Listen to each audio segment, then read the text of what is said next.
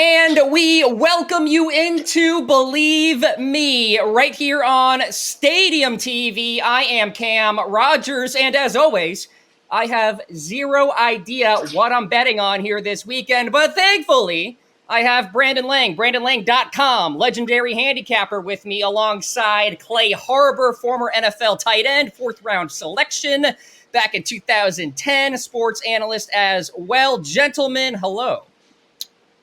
You're making me sound old, Cam. Like 2010, you have to bring that up, man. We're getting to the draft. I had to mention it. You're 36. Yeah. You blink, you're going to be 40. And blink, you're going to be 50. So enjoy these next 4 years, because as somebody who just turned 60, people are right, man. Older you get, faster it goes. Nothing you do would slow it down. Bada bang, bada boom. B. Lang, that's and not I'm what I was clinging looking on to my for, 20s. Man. Yeah. But we need that encouragement. You can aspire to look like me at 60 because you saw me. I am ripped and shredded for 60. I met a girl in the grocery store, and literally, she's like 41. And I just came from the gym and literally just got in conversation. And I told her I was 60. And she says, there's no effing way you're 60. I said, yeah, I'm 60. She says, there's no way. And so I pulled out my license and I handed it to her. She goes, oh my God, you look great for 60. I said, thank you. And then it happened to another girl at the gym who's promoting a new product of it's a cold massage place that they're opening. And she said, let me work on your shoulder. And she worked on my shoulder. And literally, I said, not bad for 60. And she didn't believe it either. So it's been pretty spectacular working 2 years to get in this kind of shape and then to have people respond that I don't look 60. So Clay, you have something to look forward to. But listen, good work, man. Clay's shredded. I mean, Clay, if I look like Clay when I was 36, it's Mike Tyson over first round. But all props to Clay. In fact, I'm not from now on this show. I'm no longer calling Clay. I'm nicknaming him now Joey Guns. So Joey Guns, let's get ready to roll this week. Love Great. that. Let's chatter. My man. Before we start, I think I have to say we are the pinnacle of attractiveness in our age bracket. Me in my 20s, Clay in his 30s, and you got B. Lang in the 60s. Like, look at us. We're fantastic looking. Okay, let's get into the analysis and what the people actually want to hear, and that's what to bet on here. And we're going to start in the NFL, and we're going to start with Brandon Lang talking about Carson Wentz. Bet Online has odds right now for Carson's next team as we go forward here in free agency. Just one season with Washington, Brandon. That cut saves $26 million on the salary cap for the Commanders. The Chiefs are the favorites right now, 3-1, interestingly enough. The Bucks, 4-1. They just signed Baker Mayfield, though. Raiders plus 650, Panthers plus 700, Falcons plus 700, Bills plus 700. So it seems like Vegas is like, okay, this guy's going to be a backup somewhere. Brandon, what do you think about Carson Wentz and his future? If Andy Reid can turn Chad Henne into a great backup quarterback, he can get the current turnover machine we all know as Carson Wentz. Never saw a forced pass into forced coverage that he didn't like.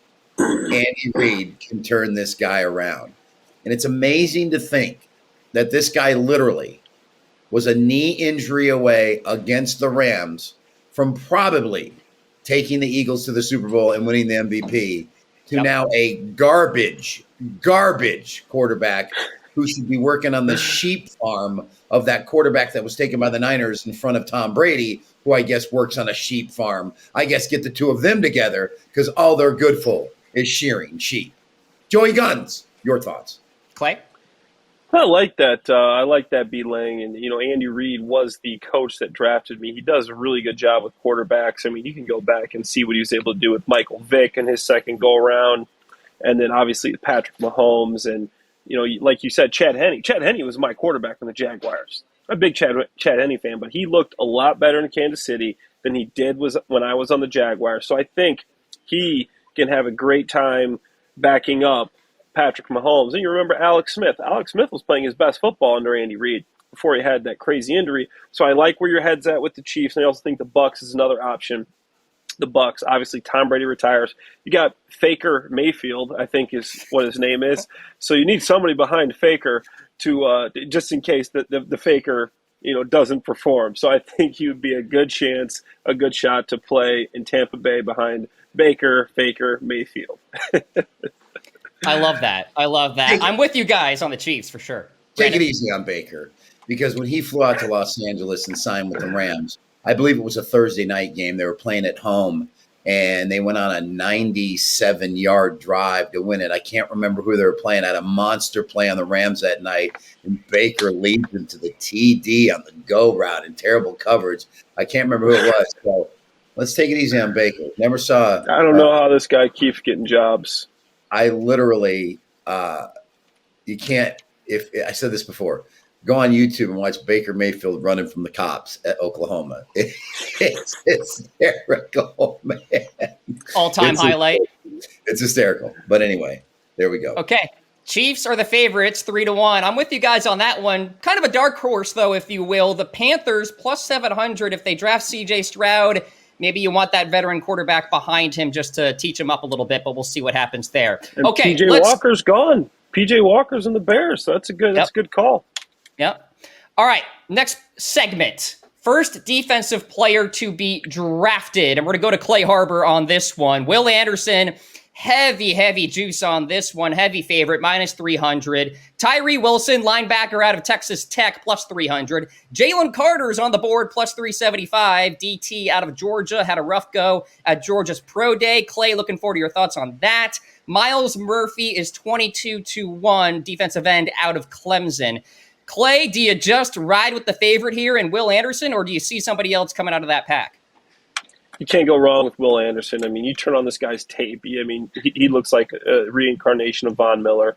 He had a successful pro day, ran a 4.60, high 4.5. He showed why he is a guy that should be taken first. But, Jalen Carter at plus 375, I think there's an opportunity there. If he can go on these pre-draft visits and he can talk to these teams and let them know, like, hey, this is what happened in my pro day. This is what happened with my legal run-in with the law. It had nothing to do with what happened with my teammate. And he can really explain away a lot of the reservations about him. And then he has a chance to be that number one defensive player picked. I mean, he's got the most talent in this class, hands down. You turn on the tape, he's unbelievable. Poor pro day. Obviously some poor decisions, but I think he has the most talent. And if you want some value, I think Jalen Carter's your guy. Yeah, Brandon, can you go there at minus 300? Is it worth it at this point, or is there some value elsewhere?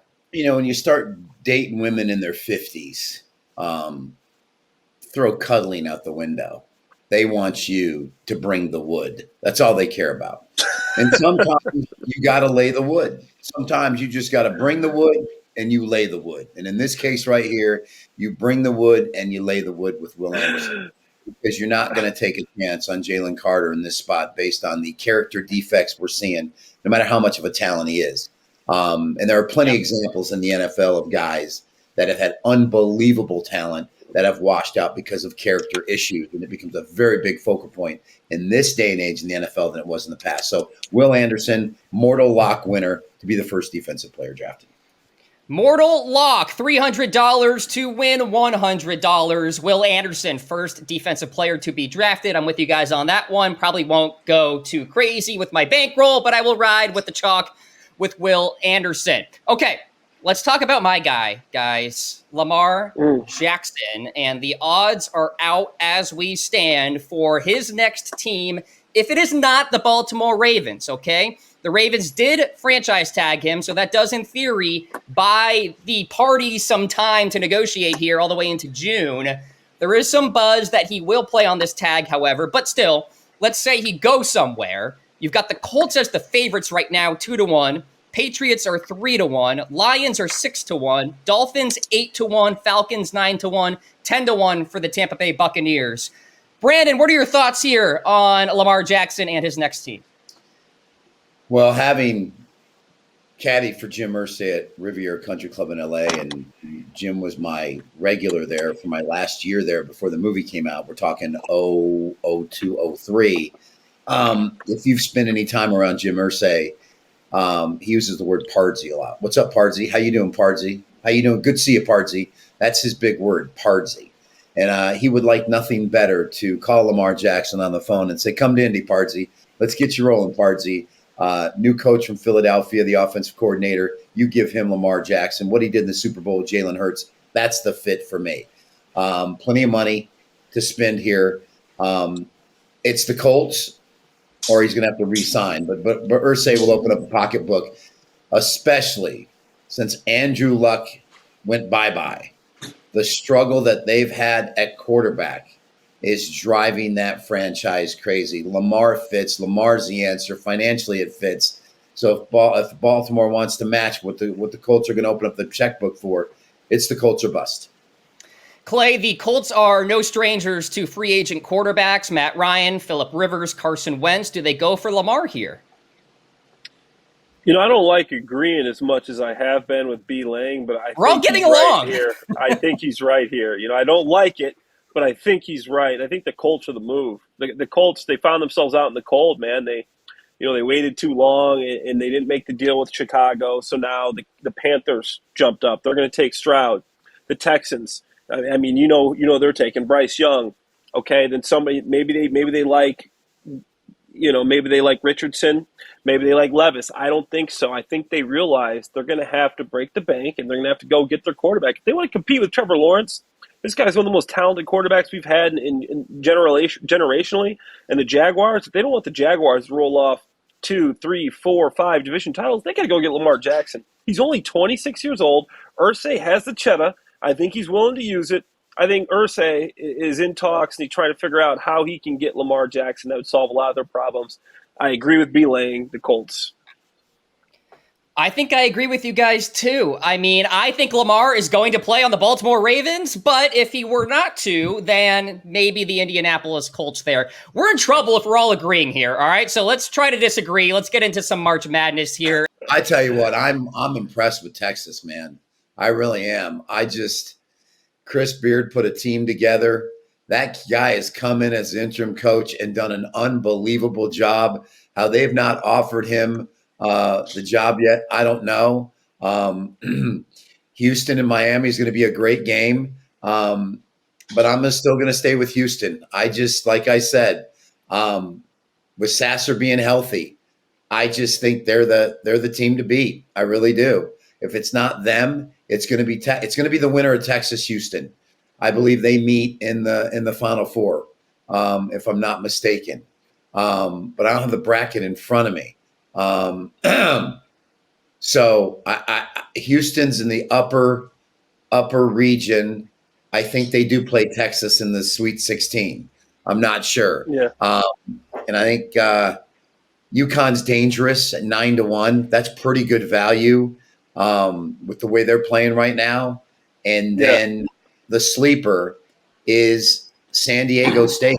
As crazy as that sounds with the defense that they're playing, if they beat Alabama, if they upset Alabama, I'm telling you, that team is going to be tough to beat.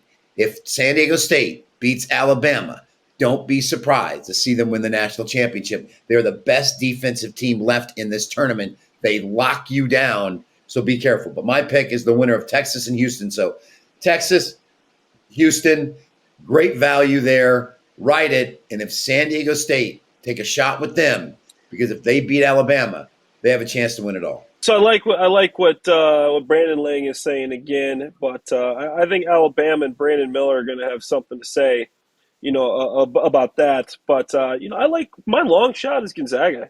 They've been to 8 straight Sweet 16s. They've never won a championship. I mean, it has to happen eventually, right? So I think Gonzaga, Drew Timme, if you want some value, a team that's nobody's really picking, I think there's a chance there. I like Creighton too. Creighton's got 5 players averaging over 10 points a game. Trey Alexander, I mean, he can just fill it up. I mean, he's a guy that can just fill it up, and he's a guy that's going to be playing, in the NBA. And then my overall sleeper would be Arkansas. I mean, Arkansas, Nick Smith, Anthony Black. These are 2 lottery draft picks here. Arkansas has some lot, and they're so low when it comes to the expectation. I think Arkansas could surprise some people. You can't say they don't have the talent. They have lottery picks. So I would say my first sleeper is Arkansas. Then I like Creighton. Then I say Alabama has a good chance here too. I'll tell you what, I didn't even read off the odds for Arkansas because I did not expect you guys to mention them. Big tilt against UConn, obviously. We'll see what happens for them going forward. Okay.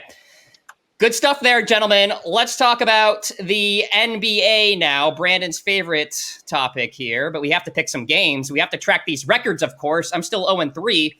So let's talk about the Bucks and the Nuggets playing on Saturday night. The Bucks coming off a game against Utah. The Bucks won this previous meeting, 107-99. Nuggets having plenty of rest here. Last game was Wednesday against Washington. So Clay, we're going to start with you here on this one. What's the move? Well, the Nuggets have won their last 2 after going 1 of their last 5 before that. So I think they're on a little bit of a streak here. The Bucks have won 4 of the last 5. The Bucks are 52-20. The Nuggets are 49-24. These are 2 big time teams. One from the East, one from the West. But I'm going with the Bucks. I think this is a good matchup for them. I think that they're still in the fight. They have to make sure they get this number 1 team. Denver pretty much has the number 1 seed locked up. So I don't think it's as important for them. So I think the Bucks are going to take this one. Giannis, I think you got Drew Holiday, Lopez, Middleton, Grayson Allen. I know B. Lang liked Grayson Allen back in college at Duke. So I think that I'm taking the Bucks here over the Nugs. B. Lang? I can't stand Grayson Allen, period. He's such a worm. And my boy Josh Oppenheimer, who's an assistant coach with the Bucks and got himself a championship ring, and his story is literally unbelievable, how he got to the NBA. But I'm not a fan of Denver. There's just something nice win on Wednesday night against the Wizards on the road, but I just don't like what I'm seeing. They just you either lose with the Bucks before you try to win with Denver. Just with the way Milwaukee's playing, Middleton's healthy, and he's the key. If Middleton's healthy with Giannis, they're going to win the NBA championship, and nobody's going to stop them. And it's that simple. And they're a beast right now. With everybody healthy, I'm going to go with the Bucks. Okay, we're going to ride with the Bucks on this one. Lang, what's the line going to be? Do you think? Denver -1. Basically, like, think about this. The Bucks were -2.5 at Sacramento. I imagine Denver will be 1, pick 'em somewhere near pick 'em game. Pretty confident. All right, that. big tilt there on Saturday night. Also for this one, 76ers and Suns. 76ers coming off a game against the Warriors, so a short trip for them.